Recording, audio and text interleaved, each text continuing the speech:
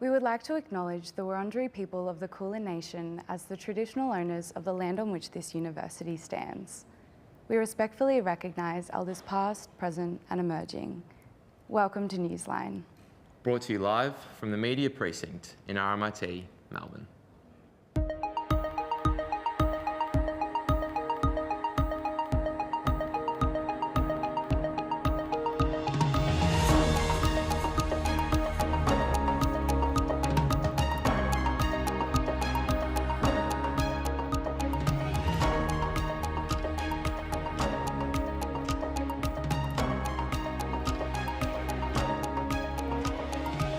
Good afternoon and welcome to Newsline. I'm May Van Ness. And I'm Mac Hurd. First to today's headlines.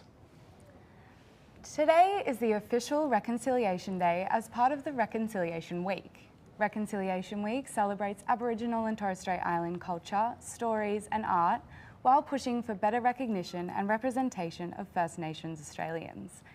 Now in its 21st year, there are events continuing across Victoria, including the opening of the film Ripple Effect today, as well as live music and a market pop-up at the Melbourne Quarter running from tomorrow until Thursday. The Liberal and National parties have emerged from party meetings today with new leaders following the coalition's election loss last Saturday. Peter Dutton was elected unopposed as the leader of the opposition alongside Deputy Leader Susan Ley. Inside the National Party room, David Littleproud defeated Barnaby Joyce and Darren Chester in a three-way contest, becoming the new leader of the Nationals. Littleproud, who joined the party as a 6-year-old, says the Nationals' journey towards 2025 starts today. Australian cyclist Jai Hindley has made sporting history, becoming the first Australian to win the Giro d'Italia in Verona. The 26-year-old cyclist from Perth has achieved what only one other Aussie has done before. We'll have more with sport later in the show.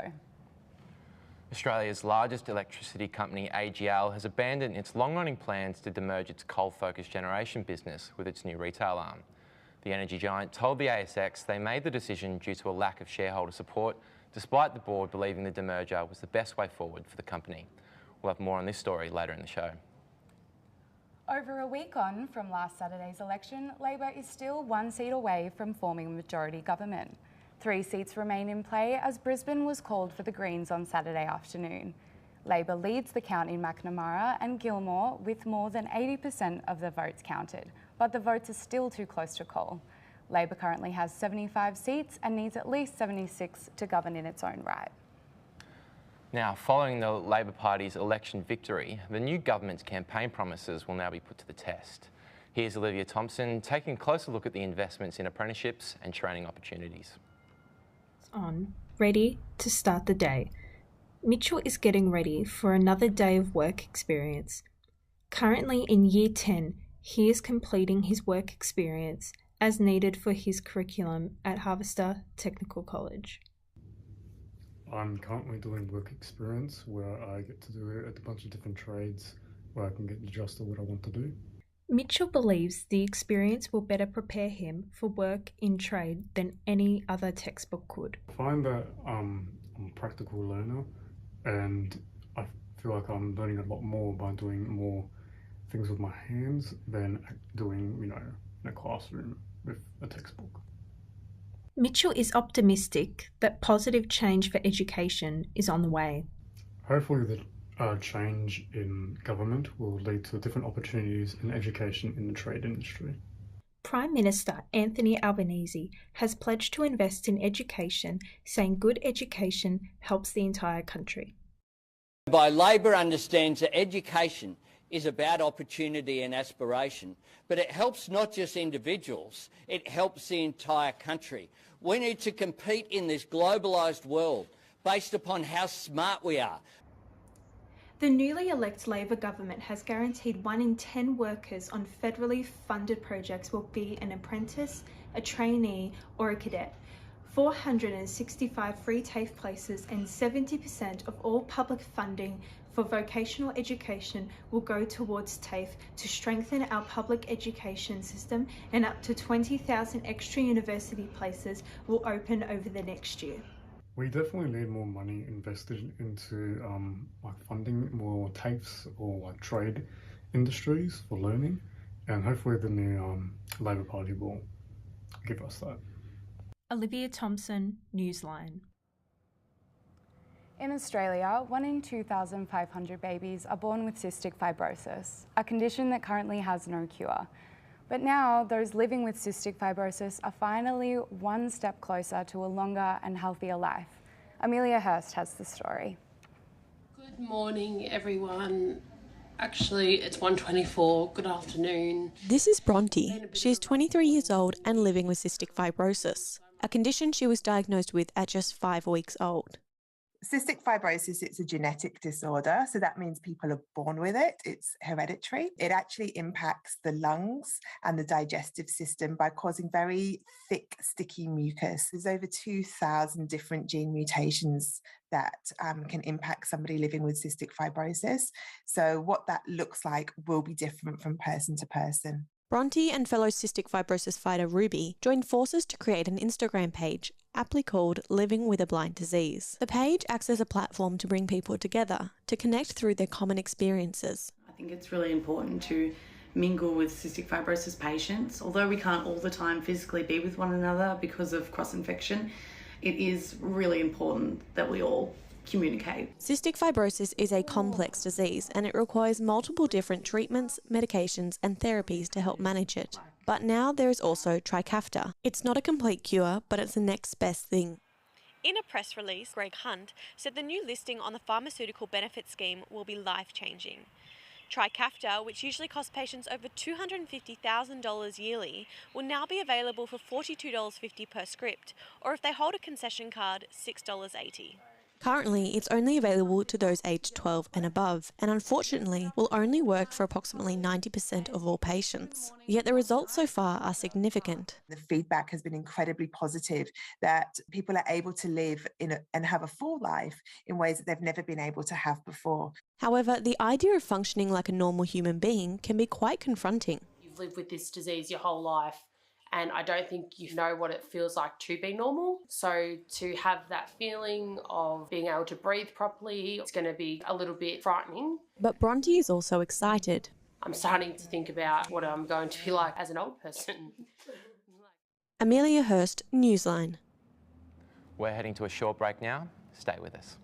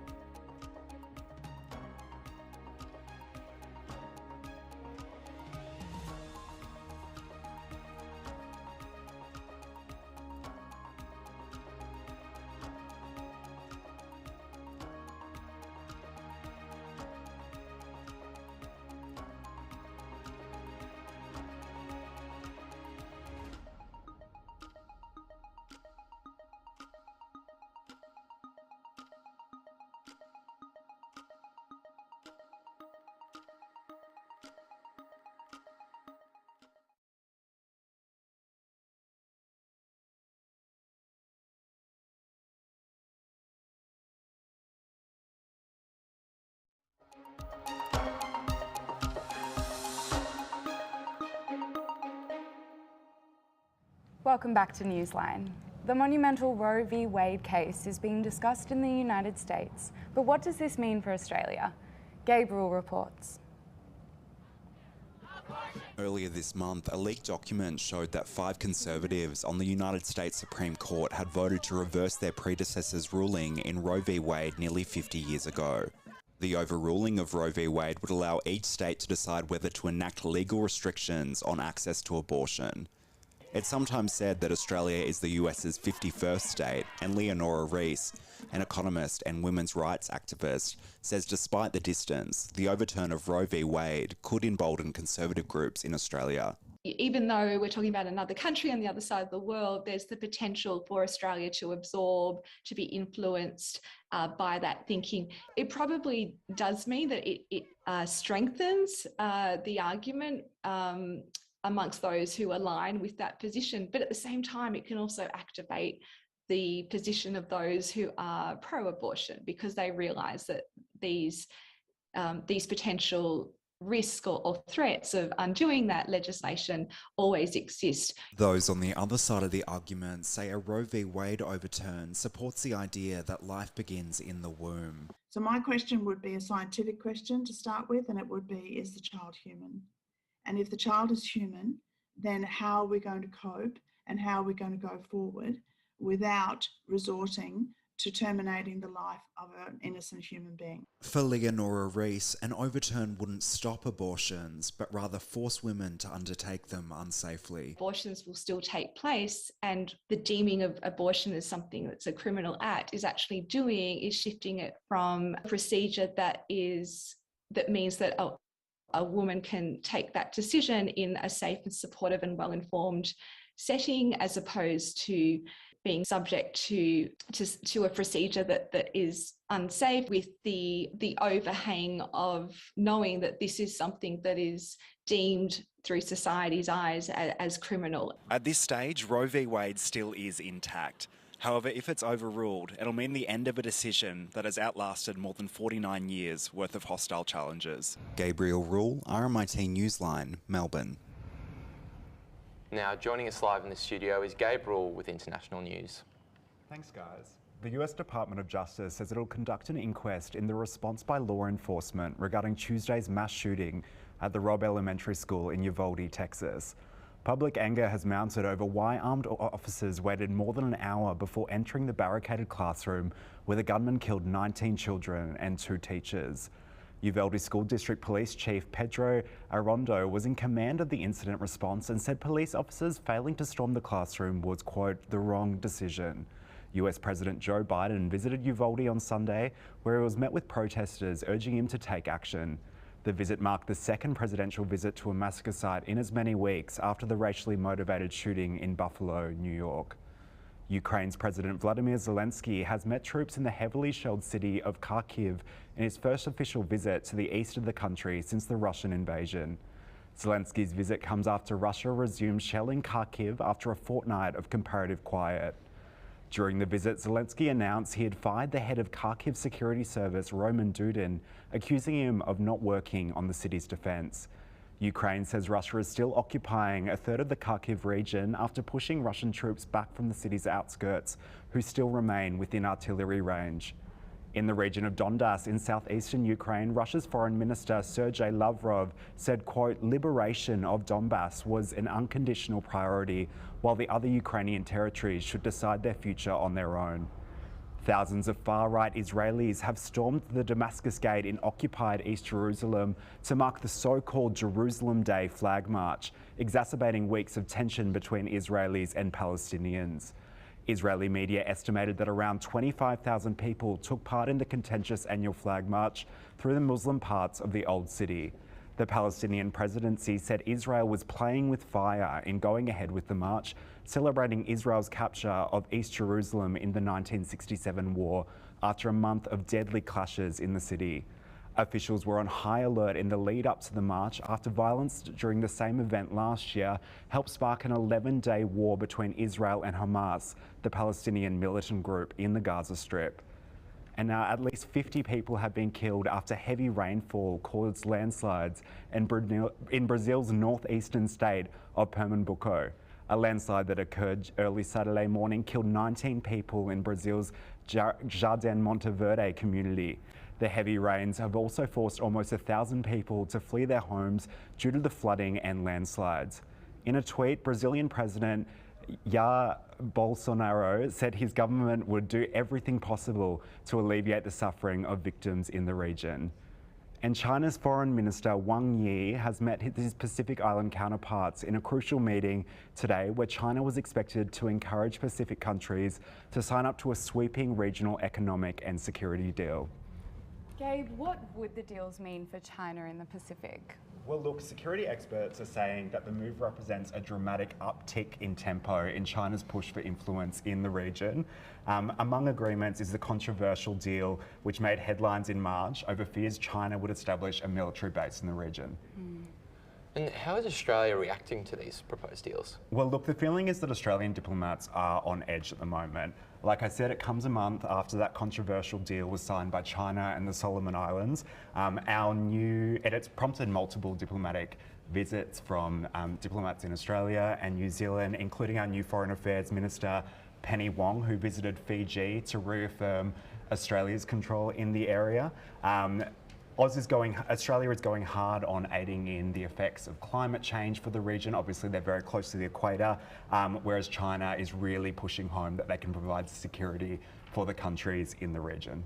What else is China promising in the deals? Well, look, we only have an idea of what's in the deals via a Twitter leak that came out last week, and it's a vast amount of promises. Nothing specific just yet, but just thinking generally, we've got them promising free trade within the region.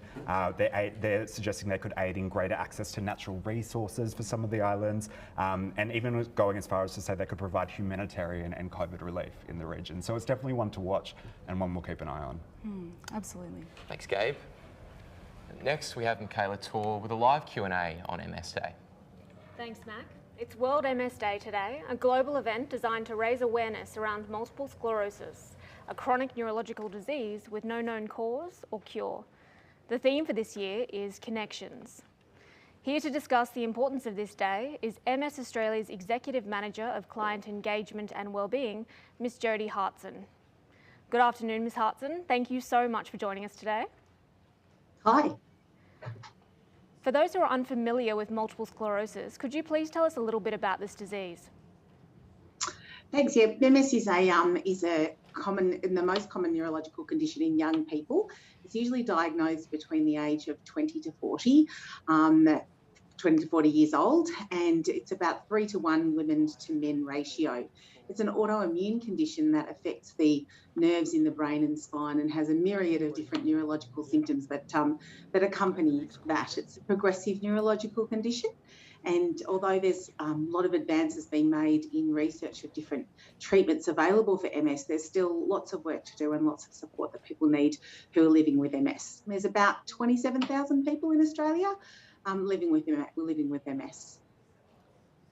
Why is World MS Day important, and what is it aiming to achieve? World MS Day, I think, is really important in raising awareness of the challenges of people living with MS.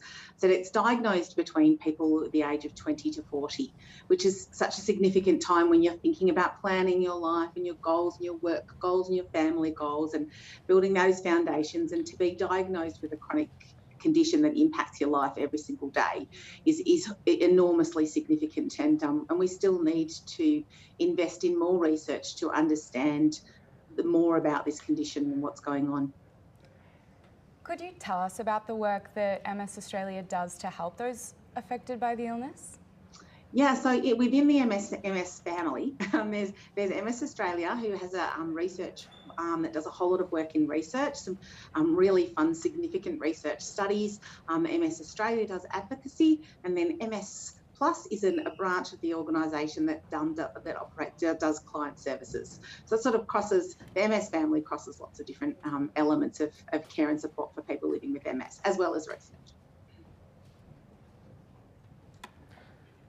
For anyone watching this program, what can we as lay people do to help? There's lots of things that people can do to support people living with MS and to I guess to sort of help participating in research. There's some clinical trials where they do involve people without MS, and that's organised through MS Australia. And then there's lots of other opportunities outside of that scope, including participating in events. Only yesterday we had each of the states where MS clusters are involved in, which was ACT, New South Wales, Tasmania and Victoria. And we all had what was called the Walk, Run, Roll, and that was an amazing event that raised lots of money for services for people with MS and also for research as well too. And then we also have an event called May 50K, which is an awesome event that runs all through May. So there's lots of events happening throughout the year for people to be able to support that way and get involved with the community. And then there's research and understanding, and I guess just having a better awareness yourself, because 1 in 3 people in Australia actually happen to know someone living with MS. And so the more people understand it, and that's what this World MS Day is about as well too. Thank you so much for your time, and now back to Maya and Mac. We're going to take a short break now, so please stick around.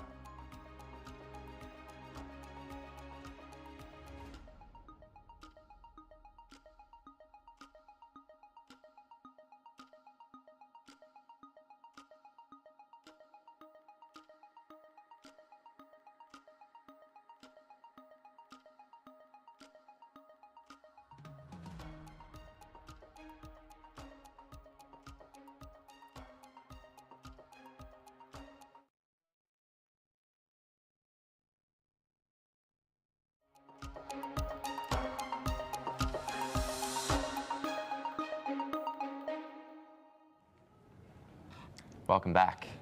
Volunteer pro-worker organisation Game Workers Unite officially relaunched as Game Workers Australia this month, becoming the country's first union for video game workers. Vidita Sharma has a story. 1st of May, the games industry launched its first union, Game Workers Australia.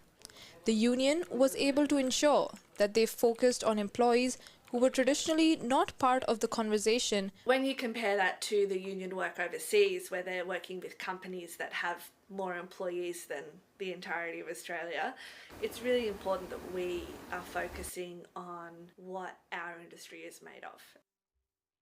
Some of the key issues faced by game workers are crunch, harassment, and underpay. The union assists with situations ranging from where workers have faced these conditions in the industry to ones who might not have experienced anything yet. Games workers sitting between this passion industry and then white-collar industry, worker rights can feel really unclear. It can be like, well, I don't even know what to look for, you know, as well as that kind of financial literacy around what does it mean to run a small business, or, you know, how do I take care of my super, what entitlements do I have, you know, all this kind of boring stuff that people's eyes glaze over. You know, we're there for that. Game Workers Australia enables its members to meet with like-minded people who have similar struggles, such as exploitation, sham contracts, and overwork that is being faced by the workers in the video gaming industry. I want to make games. So how do I get there? Meeting up with GWA, I've got good conditions now. So it was, if it wasn't for them, I probably wouldn't have the courage to or at least the kind of assurance to navigate, for better pay.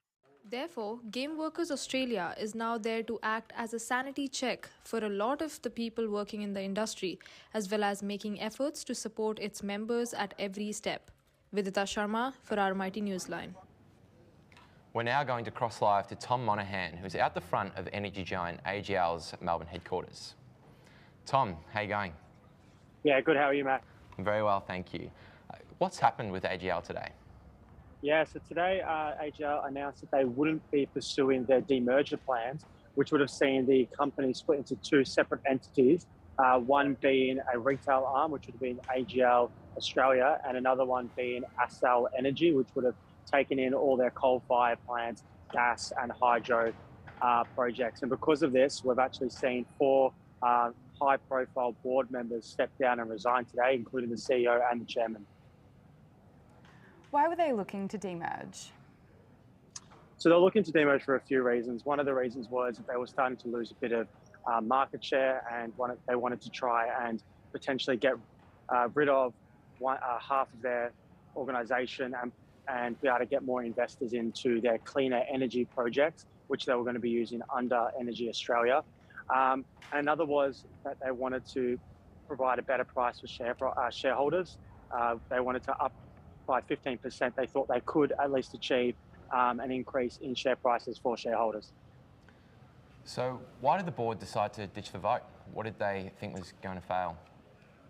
Yeah, so in the last month, we've actually seen AGL be acquired by a billionaire tech giant named Mike Cannon-Brookes. Now, Mike Cannon-Brookes leads Atlassian. He's the co-founder of Atlassian. And he is very, very big on climate change and trying to do what he can for climate change. Now, you might remember Mike Cannon-Brookes actually tried to purchase AGL early in February for $5.4 billion, but his purchase was denied. So he's come in and purchased around 11.2% of the company, giving him the majority share. And they needed 75% of their shareholders to vote to actually give them the opportunity to part and demerge. And they just didn't think it would be possible once Mike Cannon-Brookes had purchased, and he'd started to speak quite loudly in the public sphere about why this isn't a good idea for AGL. What's been the response from AGL? Yeah, so AGL have said that they will continue with their plans for decarbonisation. They said it is a shame, and they just thought that it wasn't going to be possible without Mike Cannon-Brookes' support and some of their other major shareholders. And obviously, it has led to four of their board members leaving. And now Mike Cannon-Brookes actually is trying to potentially take two of those board members' seats for himself, and potentially from the inside change AGL to how he wants it to be going, and to potentially get out of coal much earlier than they've already anticipated. Thanks for joining us, Tom. Now, joining us live from Metro Tunnel Project headquarters in Melbourne CBD, we have reporter Zach Wheeler. Melbourne's Metro Tunnel Project is again facing budgeting concerns, with Labor's new federal government falling significantly short of what the Victorian government is requesting. Thank you. Zach, what's the latest funding transgression regarding the infrastructure project? Everyone, so, well, the new federal government from Labor is absolutely tickled pink because despite a pledge on the campaign trail for multi-billion dollars, the Andrews government here in Victoria is asking for just $9 billion more. And this is to support the eastern leg of the metro loop, so the suburban areas. And yeah, there is somewhat of a dispute between how much money this will cost. Right, so there's a bit of an issue with what was promised, and what exactly was the confusion? Well, I mean, there's not really much of a confusion based on what was said, but maybe what was expected. So Anthony Albanese on the campaign trail this month pledged $2.2 billion for the suburban leg of this whole thing. And, well, what Dan's been asking for the past year and a half is upwards of $11 billion, leaving somewhat of a gap to the sum of $9 billion left in the lurch. And Dan has signaled that he is ready to fight for what he regards as his. He has said that if we need more and we need to do better, then we'll be campaigning and fighting for that. Anthony knows this. So I'm not sure what to expect here from out. I was going to ask you, what will that fight entail? Where is this leading us? Well, the fight is not expected to dwell anytime soon because this has been an ongoing issue for the Andrews government. They have been requesting $11 billion for quite a while now. The Morrison government surely wasn't going to give it to them. Out of all of the infrastructure pledged in this year's budget, Morrison only allowed, I think, $200 million out of a potential multi-billion-dollar contract, which only equates to 5% of the overall infrastructure for a state that represents 25% of the nation's population. And considering the fact Bill Shorten pledged $15 billion for the very same project in 2019 during his federal election campaign, it is looking like it will be a fight to behold. Thanks for that, Zach. We're going to head to a short break now, but stick around, there's more to come.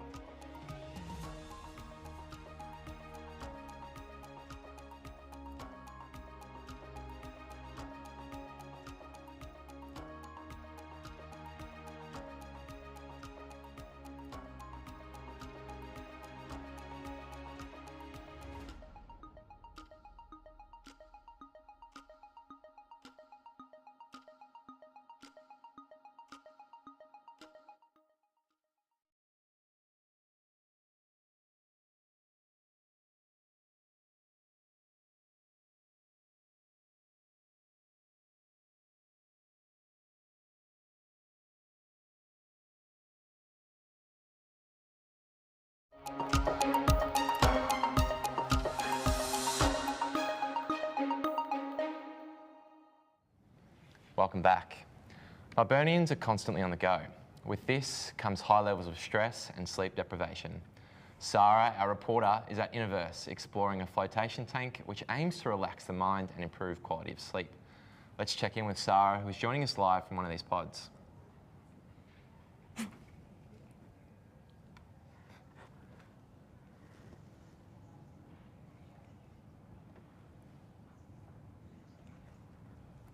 Look out. I know, it's incredible. Oh, wow. Hi, Sarah. I haven't got it. And I've just been in one of the flotation tubs. So it's got beautiful Epsom salts. It's really good to center the mind as well as improve physical health as well. Sarah, what are the benefits with these floating pods? Yeah, so as I mentioned, physical health, muscle tension is something that a lot of us feel. So getting these pods for about an hour is really good for our muscles, as well as our mental health. It's really, it benefits quality of sleep, as well as a time for us to just recharge and be with ourselves. How did it feel in there? Would you recommend it to people? 100%. I wish I could do this every week. I honestly felt so zenned out. Even all the salts on my body, it's really calmed down my muscles. I'm definitely going to sleep well tonight. Sarah, we're very envious here in the studio. Take it easy. Don't rush out of there and yeah, enjoy. Thanks for joining us. See you guys. Now, Maya, last week you spoke with the founder of the East African Women's Foundation. Yeah, so migration from the Horn of Africa, it's becoming more prevalent because of political tension, conflict, climate crisis. This story is about how East African women find and create community here in Melbourne. This map makes the journey from Somalia to Footscray look pretty straightforward. But for the people that migrate here, it's not just the trip that can be challenging. It can also be difficult making a community. The East African Women's Foundation was formed in 2007. 15 years later, they've got this great new space where women can come to learn, socialise, create and get support. We know that there's a lot of need for our community, especially women and their families. The organisation provides a connection to culture, help with day-to-day living, getting job ready and a variety of legal services. It's a quite big community service we do in here. Limited resources. We don't have a lot of resources, but we do a lot of work. We've been doing recently, people need the passport, citizenship, migration stuff, you know, everything. We have someone here, Tanya Makita, who is helping us a lot, the legal service side. Engagement with young women is a big part of Fatun's vision. My big area that I really want to see is to connect our next generation, our younger generation, to their culture and language. That's my favorite, actually. That's where I want to see I can do a lot of work in that area. I was seeing a lot of young people who were very interested in learning more about Somali culture and the identity and the language, but there was no real service for us. And I felt that that was a need that came about because a lot of the people that had grown up here had grown up. In order to connect all kinds of people with East African culture and art, Najma and Helena Makita co-curated the Akal exhibition that was on in late March. It was the biggest exhibition of its kind in the Southern Hemisphere. So we had traditional artefacts that we sourced from Somalia, and we also had contemporary Somali Australian artists. It gave so much people in the community a sense of joy, and it was really, really important for them to identify with art. The Akal that was created collaboratively by the community and the artist is now a permanent fixture in the East African Women's Foundation space in Footscray, where they hope to run many events in the future. RMIT Newsline.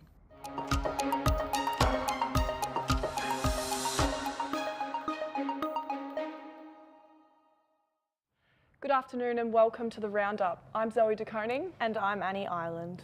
Here on the Roundup, we'll be covering some of the biggest stories across tech, arts and more. But first, let's take a look at today's headlines around the globe. The Washington Post covers US President Joe Biden's visit to Uvalde, Texas on Sunday, While paying respects to families of the victims of the Robb Elementary School shooting, Biden was urged by crowds to take action to ensure the safety of their children. While Biden made no formal remarks, the Justice Department has announced a review into the law enforcement response to the shooting in which 21 people were killed. The Kiev Post is reporting that Russia has claimed the capture of key Ukrainian transport hub Lyman. 2 days ago, Russia's defence ministry said that Lyman has been entirely liberated from Ukrainian nationalists. Since failing to capture Kiev, Russia's attention has turned to cities in the Donbas region as it attempts to consolidate its control. Now to China, the Global Times covers the conclusion of UN Human Rights Commissioner Michelle Bachelet's 6-day trip to the region. The official visit, which was the first of its kind in 17 years, involved direct discussions on issues of human rights with China's senior leaders. Now to the Colombian presidential election, where 2 opposing anti-establishment candidates will face off on June 19 after voters were unable to pick a president on Sunday. The Guardian is reporting that Gustavo Petro, a leftist former guerrilla, will go up against businessman Rodolfo Hernandez, a conservative populist outsider. The BBC reports on a heavy-handed response by French police on Liverpool fans queuing up for the Champions League final on Saturday. UK Culture Secretary Nadine Dorris is calling for an investigation into the events that took place outside the stadium in Paris. And that's it for today's front page world news. Now let's turn to the latest news in tech, the arts and political satire. We'll start with the tech sector. Heading to Silicon Valley, the Apple Worldwide Developer Conference is just days away. Tech reporter Jack Langdon has the details. Yeah, hey Zoe. So as you mentioned, the tech conference is happening this week with significant upgrades to iOS 16 expected to be announced. So some of the rumours are that there are going to be major changes for multitasking on the iPad split screen, so what we're used to on the MacBooks. Messenger is expected to be updated to have more of a social network feel, with functionality improving for video and voice messages. There are also rumours that indicate the iPhone 14 models, which are expected to come out in September, are going to get a new crash detection feature, which will allow the iPhones to detect when a collision has occurred and dial emergency services automatically. And rumours have circulated about Apple and virtual reality, with a trademarked name sending the internet into a frenzy. Can you tell us about that, Jack? Yeah, that's right. So company Rialto trademarked the term Reality OS this past month, which is believed to be a shell company by Apple to hide their tracks. This all comes as it is predicted Apple are heading into the virtual reality sphere, with a reality headset potentially on the way in the next few years. And on to our next story. The crypto market has continued to crash, with the second biggest coin dropping. Tell us more, Jack. Yeah, so Ethereum, the second largest cryptocurrency, has not survived the crypto wipeout, with $1 trillion knocked off the market this past month. The Ethereum price is down 65% since reaching highs in November last year. The latest crypto crash was partially triggered by the collapse of the so-called stablecoin Terra USD and its support coin Luna. So the sudden collapse sparked doubt over the wider market. And Ethereum founder Gavin Wood had some stark warnings to investors at recent conference. Yeah, that's what did he have to say? Yeah, that's right. So Gavin has warned crypto traders and investors they need to pay more attention to the projects they invest in, and it's not just a get-rich-quick scheme. Wood went on to explain the internet has no real legality because legality is managed by sovereign states. Thanks so much, Jack. Now let's take a look at what's happening in the arts. The International Booker Prize has recently announced its winner, a monumental first for Indian authors. Arts reporter Coco Williams has the details. Hi Annie. So Gitanjali Shree has become the first Indian writer to win the International Booker Prize. Her Hindi novel, Tomb of Sand, translated by US translator Daisy Rockwell, won the prestigious award, becoming the first for a book written in the Indian language. The $88,000 prize will be shared between the author and the translator. It was labelled as engaging, funny and original by judges, and it follows the life of an 80-year-old woman dealing with her trauma from India's 1947 partition with Pakistan. It is the third novel by the New Delhi-based author and the first to be published in the UK. Others shortlisted include Claudia Pinheiro and John Foss. Historically, the prize has been won by majority Western riders, which has been a major critique of the institution. Do you think this win's important, Coco? I think it is important because literature has always been Eurocentric, and hopefully Shree's win will bring more attention to non-Western writers. And even this year, we saw many shortlist features that were translated from Japanese and Korean. And now to the Cannes Film Festival, France's most prestigious event. The star-studded celebration of worldly cinema saw big wins over the weekend. Coco, you have more details on this. So, Swedish director Ruben Östlund won the Palme d'Or for his satirical movie Triangle of Sadness. He received an 8-minute standing ovation. The awards are decided by a 9-member jury and presented inside Cannes' Grand Lumiere Theatre. And Cannes, unlike the Oscars, is a celebration of experimental and artful films. Could you tell us more about this win, and is it historic in any way? It is historic because this is the second time Östlund has won, and it set a record for the film festival. He is the 9th person and the youngest living director to win 2 Palme d'Ors since 1939. He previously won with his 2017 movie, The Square. Thanks, Coco. Now let's take a look at today's newspaper comics. In the Sunday Age, Megan Herbert has taken aim at the major parties' lack of meaningful discussion around climate change before the recent federal election. Reporter Joe Horrigan is here to tell us more. Hey Zoe. So this year we saw Australia voting for climate change. 10 independent seats were won compared to 3 in 2019. We saw 2 key Victorian seats for the Liberal Party swing across to the independents, and these historically have been safe seats for them. We also saw 4 seats won by the Greens compared to 1 in 2019, and they received a 12% of the country's initial vote. The cartoon shows Prime Minister Albanese and Penny Wong sweating on the result of the election, as they are now expected to make change. Now that the nation has voted for action on climate change, what is the Labor Party's plan for climate action? Yeah, so the Labor government has now promised a limit to carbon trading and a move to renewable and 50% renewable energy by 2030, which is a 5% improvement on what the Liberal government had promised. Now, The Age isn't the only paper covering the election wash-up. The Herald Sun has a cartoon of Barnaby Joyce in relation to his leadership of the National Party. Yeah, so this Mark Knight cartoon in yesterday's Herald Sun shows Barnaby Joyce prior to losing his leadership position as head of the National Party today. The shearer in the cartoon is David Littleproud, who has now succeeded him in the position. According to polls, Joyce was a bigger weakness than Scott Morrison to the coalition. 60% of respondents said he was more of a hindrance than an asset to the party. Joyce reassumed office in June of 2021 as leader of the National Party after holding the position from 2016 to 2018. Thanks, Joe. That's our roundup for today. Thanks to our other reporters, Jack Langdon on tech and Coco Williams on arts. For the roundup, I'm Zoe de Koning. And I'm Annie Ireland. We're going to take a short break now, then we'll be back with sports and the weather. See you then.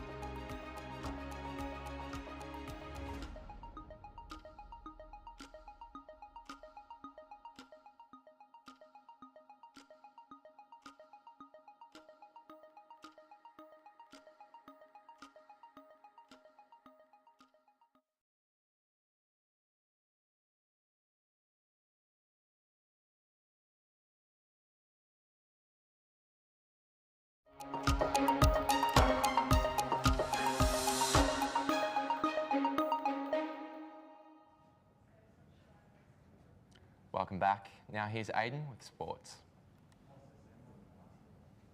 Cyclist Jai Hindley is Australia's newest Grand Tour champion, taking a top step in podium winning the Giro almost 2 years after his Grand Tour breakthrough, placing second in the 2020 Giro d'Italia in a disappointing withdrawal from the 2021 Tour due to injury.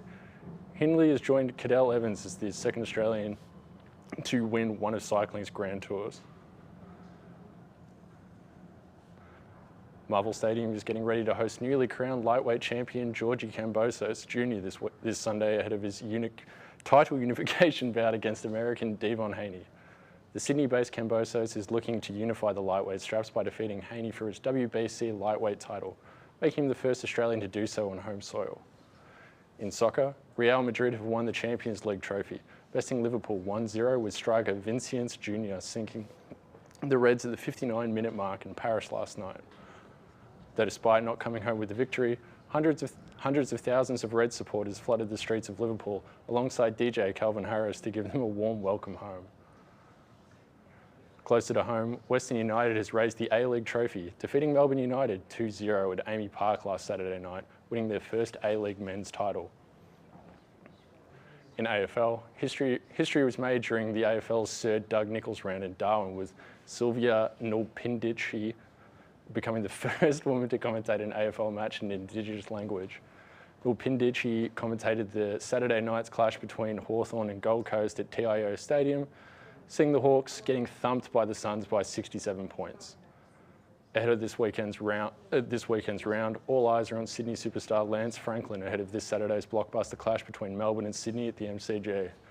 Franklin received a one-match ban from the tribunal for striking former Richmond captain Trent Cotchin in the Swans' 6-point nail-biting win on Friday. Sydney has confirmed this afternoon they'll be challenging the suspension, but with the All-Australian full-back Stephen May out for the Demons, Franklin's inclusion is looking to be crucial for the Swans. That's it for sports. Back to you, Mayor and Mac. Thank you, Aidan. Health and wellness is something that we all take seriously, but where do we get information about it? When these issues trend on the popular social media site TikTok, there is a huge variation of videos, from good to dangerous. Lauren Formica with the story. There are harmful videos on the social media app TikTok that are a cause for concern. You can find an alarming number of videos about food that lean into harmful dieting trends and often glorify unhealthy eating habits. Hashtag What I Eat in a Day, boasting 11.8 billion views, can land you in a sea of videos by young creators, mostly women, eating dangerously few calories per day, encouraging a hyper-restrictive meal plan of iced coffee, warm lemon water, and fruit. It's never a focus on long-term health. They just want that quick fix. And especially when the video is generally starting with a slim girl who's showing off her body, her abs, her skinny waist and all that stuff. And then saying, it's sort of saying, this is what I eat to look like this, basically. Mia says the best thing to do to lose weight and stay healthy is to stick to the basics. I believe all the good stuff, veggies, fruit, grains and protein, eat them in abundance, like eat heaps of those. And then all the fun stuff, just in moderation. Meredith Lynch, a TikToker boasting 67.7 thousand views, critiques celebrities' What I Eat in a Day videos and says she's had people who have opened up to her since posting the videos. People who talk about their own journeys of dealing with disordered eating, and how these videos, these celebrities doing these videos, or whether they were in magazines, really affected them. Mia says that these videos are harmful to young viewers and urges people to seek advice from health professionals. What I Eat in a Day videos create a lot of comparison, either intentionally or unintentionally, sort of like a false reality that's not attainable for all people, which is kind of what TikTok is about. Lauren Formica for RMIT Newsline. Now to the weather from Melbourne and around the country with reporter Amelia. Thanks, Maya. For today's weather forecast, Melbourne is experiencing its coldest day so far this year. Cloudy and a very high chance of showers, a top of 12. Now to the capital cities around Australia. 90% chance of showers in Melbourne, reaching a top of 11 degrees. The nation's capital, Canberra, is going to be windy with showers, a top of 9. In Sydney, partly cloudy and a top of 18. Slightly warmer tomorrow in Brisbane, sunny with a top of 21 degrees. Warm and sunny in Darwin, reaching 32 degrees tomorrow. Perth, partly cloudy and a top of 20 degrees. In Adelaide, morning and afternoon showers are expected, a top of 14 degrees. Going south, there's a high chance of showers in Hobart and a top of 11 degrees. Looking to the week ahead in Melbourne, rain continuing tomorrow and it looks like the wet weather is here to stay. Wednesday, a high chance of showers with possible small hail, a top of 12 degrees. Thursday, partly cloudy and a slight chance of showers, a top of 13 degrees. Looking to the weekend ahead, Friday, a shower or two and a top of 11 degrees. Saturday, high chance of showers but slightly warmer, a top of 15. Sunday, showers are expected and a top of 14 degrees. Finally, Monday, showers are easing, a top of 12 degrees. So the cold blast is well and truly here to stay. There is even possible snow this weekend on the mountains. So if you're heading outside, make sure you rug up. It might even be a good idea to add an extra blanket to your bed. For those heading overseas to the warmer spots, safe travels and good choice. That's all for your Newsline weather. I'm Amelia Hurst. Back to you, Mayor and Mac. That concludes Newsline for today. Thanks for joining us. I'm Mac Hurd. And I'm May Venice. Have a good night, Melbourne.